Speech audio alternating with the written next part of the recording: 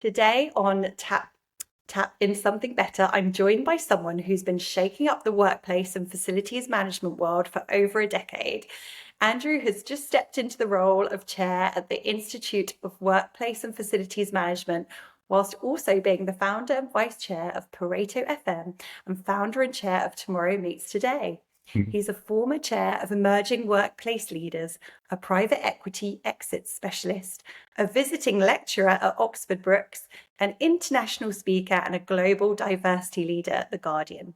And if that wasn't enough, he's also an AI prompt engineer here on ChatGPT and author of The Power of 10 and Prickly Pals.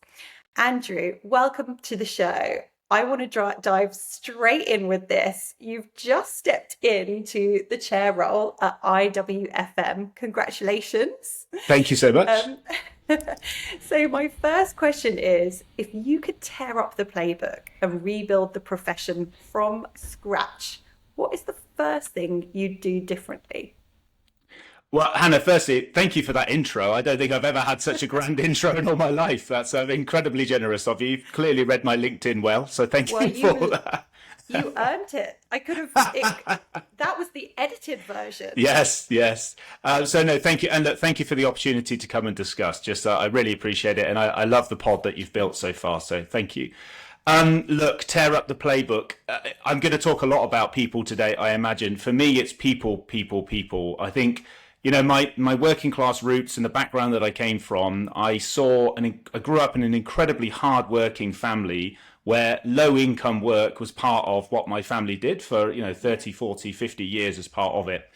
For me, we still haven't put people right back at the center of what facilities management means. And still too much I see amazing people not treated particularly well and not really loved and nurtured in the way that organizations should do. So for me, if we can continue to put people back at the heart of what we do, treat them like the superstars that they are, because that is what they are. Without the people within the workplace and facilities management sector, we have nothing. And we have to, and everybody says they care about their people and they treat people a certain way, but there's many stories where that isn't the case. We also have to understand that a lot of people, they're on lower incomes in what we do in facilities management, and everything matters. Getting paid on time matters, getting expenses paid on time matters, being paid your sick leave, being paid your annual leave, all of those basics. For me, the sector can still improve in those areas. And my entrepreneurial advice that I always get asked about, if you can go and do those things incredibly well, then that is still a differentiator within the sector from what we have. And that's what I would still do. I would still tear it up and try and do things that way.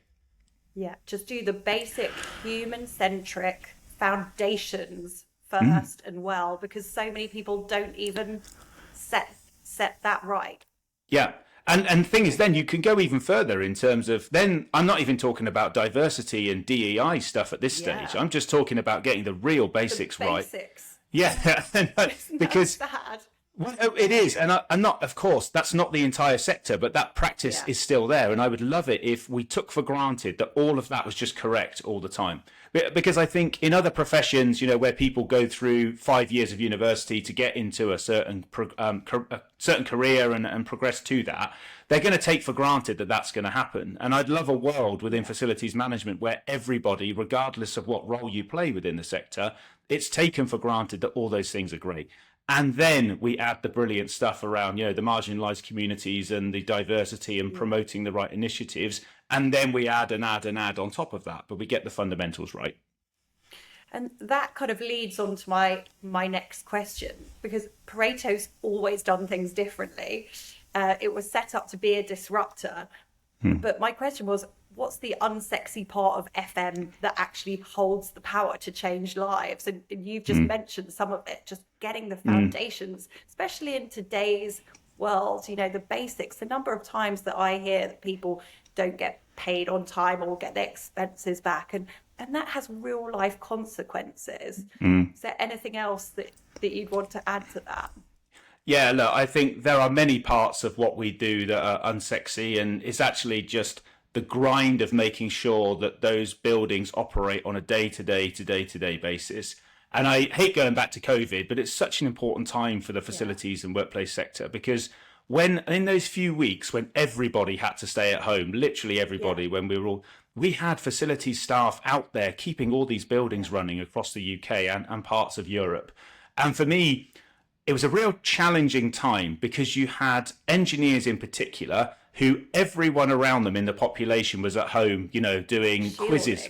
Yeah, well, shielding, doing quizzes with their family, trying to cut their own hair and watching Netflix up to whatever. Yeah. But actually, they were out, and I remember we had to give them like letters so that when the police stopped them, they would say, yeah, no, actually, I'm completing statutory compliance services. So for me, I go back to that time because it was such an important time for the sector to show the importance. And in organizations, they relied on the facilities teams to go out there and just absolutely own what was going on. And it's all the basic stuff, the fire alarms, the Legionella management, the water testing. There was just so much that had to be done. And we nailed it as a sector. And there were so many stories. And I remember judging the IWFM awards, like the special COVID-19 award coming out the back. Honestly, I'm shivering now. It was amazing reading what some of these people had done. And I continue to do that. Really just went above and beyond in the FM world. And I imagine it was actually probably the hardest one to judge because there were so many people just going above and beyond, doing these kind of life-changing and life-critical work. But also, like, what I loved is things like the Nightingale hospitals, the larger FM companies, which I've often been a critic of in terms of how quickly they can adapt. They did it. They were able to run these Nightingale hospitals in an amazing way so that we were ready to go. And I was just super impressed. And I was so proud of the sector at that stage. And I think we just cannot forget facilities and workplace. We are the underlying industry that just keeps things running. That might be the unsexy bit, but that's what we are. And it's only when things go wrong that you notice those people. There's so much work that goes on behind the scenes that it just keeps the norm. It does. And to some degree, I mean, I agree that that's the case. But also for me, it's always about trying to elevate facilities and workplace to the next stage. Because, yes, you're right. When things go wrong, it's the facilities team that are there to fix it, or, they get the blame for it or whatever. We've all been there operationally in terms of it. But also, as we increase what facilities and workplace teams do, we are creating amazing workplace environments that improve productivity for the organisations that we're supporting. We create amazing efficiency in hospitals and schools and universities. And actually, sometimes probably we don't get the pat on the back that facilities deserves because it's that team that has created this environment that makes it an amazing place for people to come in and work. And a lot of people just take for granted that things are going to happen and work. But the whole, where is your office? How is it designed? What's the utilization of it? The experience that one has. That's what makes facilities amazing. And that's what makes workplace professionals important in the productivity of organizations. And we keep having to lift that to demonstrate to people how important that is. And I think we continue to do a good job. There's more we can do around the PR of it, but we continue to strive to raise that up. Because all those things you just talked about, you see that a lot in the design side of facilities being celebrated, awarded. Yes. But it's wonderful to see more of FM being awarded for those and shining a light on things that people don't necessarily assign to FM. They just see it as an architectural or design award, but actually there's so much to it. Like you said, all the strategic thinking, the running, the engineering, and it's testament to companies like Pareto and IWFM to showcase the fantastic diverse range of work that goes on in the industry. And I think for me it's important. It's why I enjoy the work with IWFM that I do, certainly around the awards, because the awards continue to have to adapt to make sure that we use the right categories that are going to find the best within the sector. And if you look at the awards today versus the categories 10 years ago, they're different. Totally different. And even rebranding as the Impact Awards, which was the important part for IWFM. But and that's why I enjoy what Mark Griffiths has been doing the last couple of years as the chair of judges as well. It's about trying to make sure the awards stay relevant, but also making sure we we really highlight those that are doing things that are special, and certainly around things like sustainability and how that facilities plays a critical role in sustainability for organizations. And actually, I'm delighted to see that rewarded and, and recognized at the awards. No, absolutely love it. I mean, as you know, my product base is all to do with sustainability, and to see that knowledge growth and that power in FM, and the strategy behind that, and the conversations that I have day to day with FM about, sustainability and ESG. It's all really being led so heavily by FM. So it's really exciting to see that growth and to champion the people that are doing well, and also to bring in kind of new blood to the industry and explain that variety of roles and how exciting they are and how diverse they are for people, thinking of a change of career coming into that sector, or younger people just, starting to plan their career and bringing FM to them as as an exciting industry to work in. So absolutely. I think the awards have gone from, like you said, something, that was all about what people atypically think of the industry to like these impact awards that go so far beyond that what a lot of people just inherently thought that sector provided. So it's really exciting. Well, and just sorry, let me just add one more thing, because just to add on there, I read Facilitate magazine, the IWFM magazine this month, and I didn't know this, but Pareto is the 5th most successful service provider in awards history with IWFM, which for someone who's only been around for 10 years and someone that's 1/300th of the size of these bigger organizations that have won many more awards than Pareto ever will do.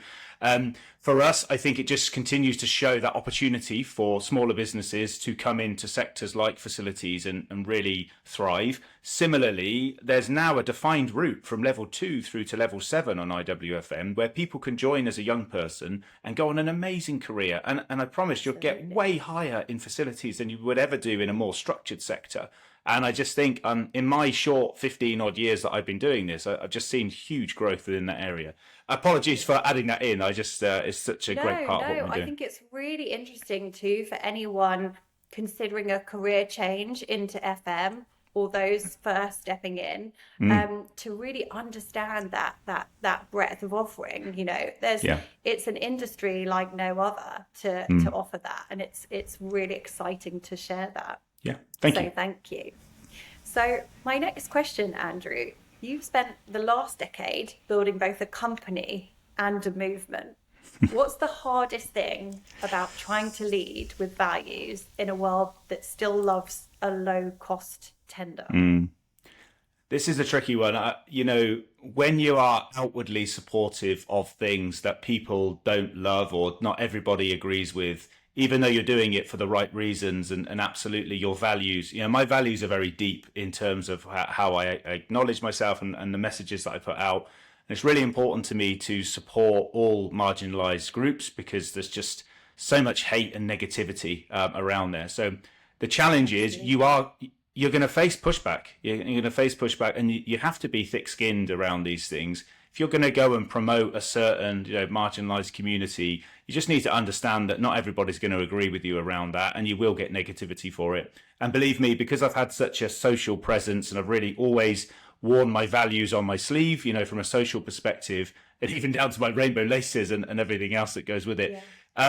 People write negative stuff all the time. Even 10 10 years later, you still get negativity. And when I was CEO of Pareto, I'd screenshot it and send it to the team and just say, this is what we're doing it for, because it is people like that. The challenge we have right now is that there is a growing movement from a negative perspective, and how the flag's being used and everything else that we could talk for hours about. And for me, it's feed the beast. Not today. I won't use any names. But for me, it is even more important to promote the right areas, promote what's important to you. And I feel very fortunate. The background I grew up in was incredibly diverse. So I'm incredibly tolerant. I want to understand people. I want to build environments Me where they too. thrive. And it's so important. And sometimes just having a voice is a really important thing to do. But many organizations still don't love it. So what that means from like a tender perspective and a low cost perspective, Pareto and our values, they're not for everybody. And that's okay because we're in £100 billion sector here. So there's plenty of people that do want to buy it. But actually, it's about, for me, being authentic, leading with your values, being very real and demonstrable about what you're doing, but understanding that sometimes people are going to turn around and go, nah, this isn't for us. You know, they're a bit, Andrew's a bit too skittish, or he's a bit unprepared, or he's a bit whatever, but that's just us. And I still love that. And I'm very proud of what we've been able to build and will continue to build with Pareto moving forward. I love that. And you can try and be for everyone and just from a business side of view, and that doesn't work. And, Andrew and I, to everyone watching, we had a really great chat before we came online that could have been a podcast itself. But one of the things that I shared was that I felt very vulnerable, first talking about ADHD and autism.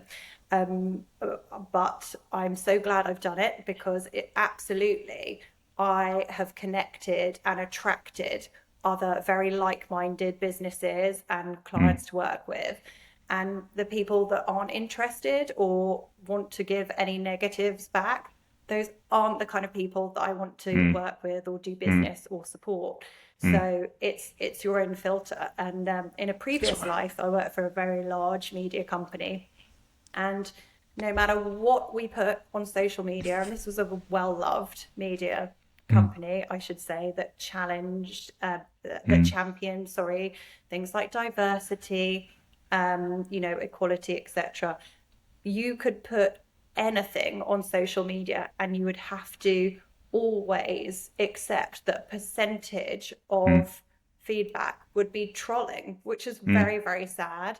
But you just have to, like you said, take it on the chin a little bit and know that for every, negative, you would hopefully overpower with positive. And sadly, that's just something that we have to accept in the current world with things like social media. So I love that. Just lead with authenticity.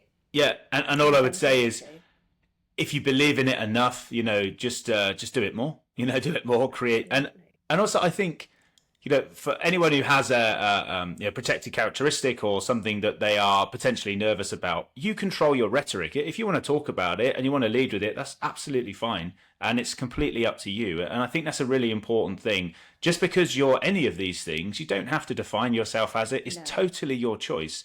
And actually, the challenge with social media is when you do define yourself as that, then people will be negative about it. And unfortunately, that's it. But you will help so many people as well. Absolutely. Who haven't been, potentially brave enough at that stage to bring it forward and talk about it.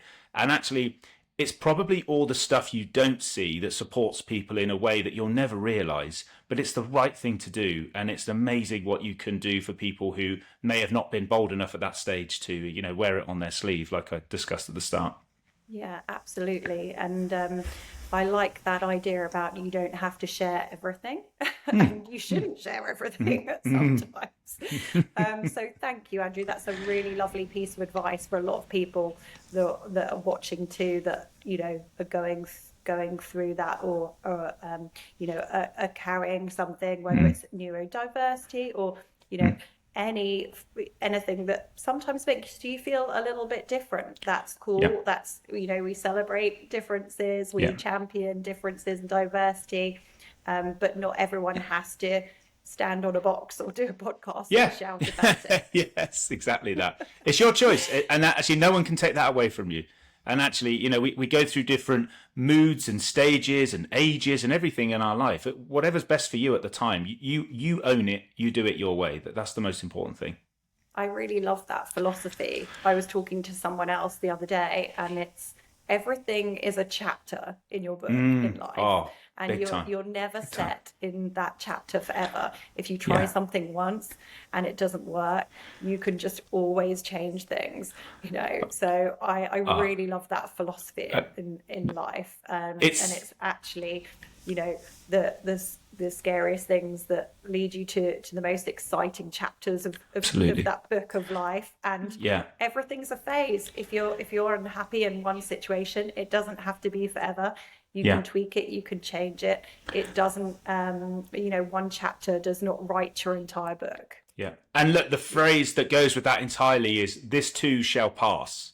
This too shall pass. Absolutely. And a lot of people see that as negative. So if you're in a hard time, you think, okay, I'm going to get out of this. It's going to be okay. This too shall pass.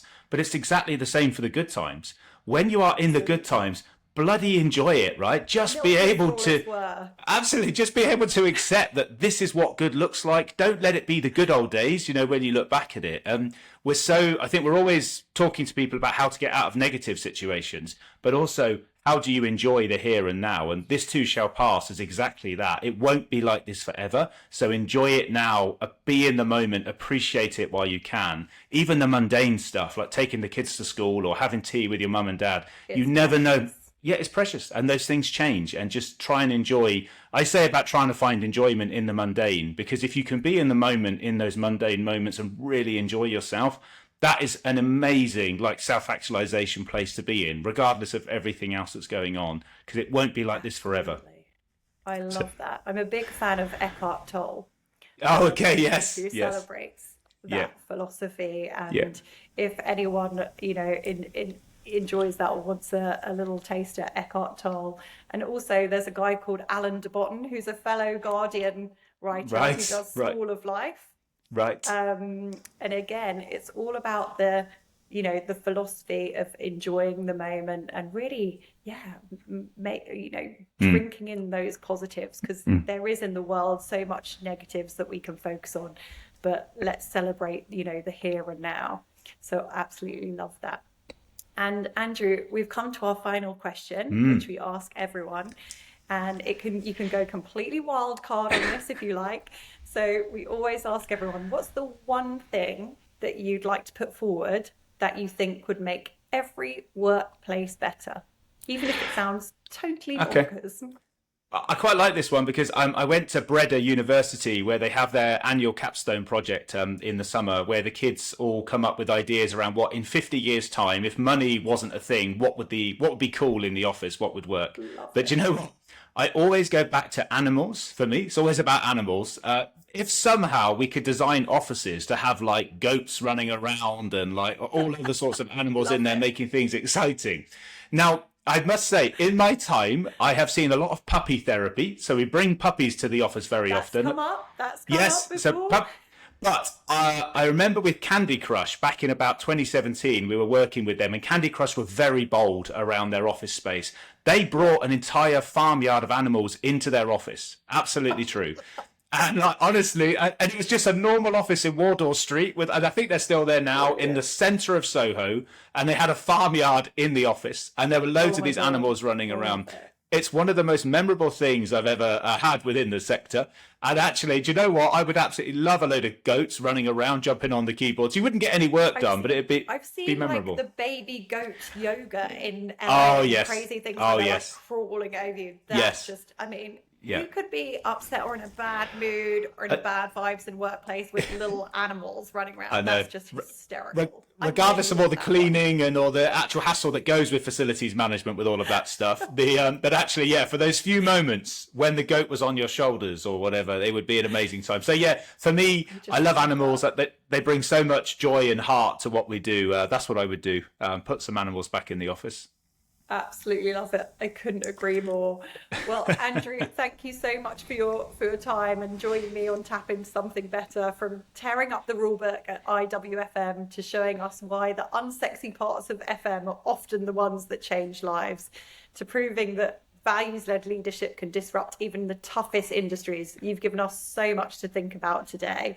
And I especially loved your answer to our recurring question, because it's sometimes those bonkers ideas that spark the biggest changes. Look out for goats in the office soon. Absolutely. We can't wait to see how your tenure as chair shapes the future of the profession, and how your work across Pareto, Tomorrow Meets Today, and beyond continues to drive real transformation. Thanks again for your time, and to everyone listening, don't forget to subscribe, share, and keep tapping into something better. Thank you. Thank you.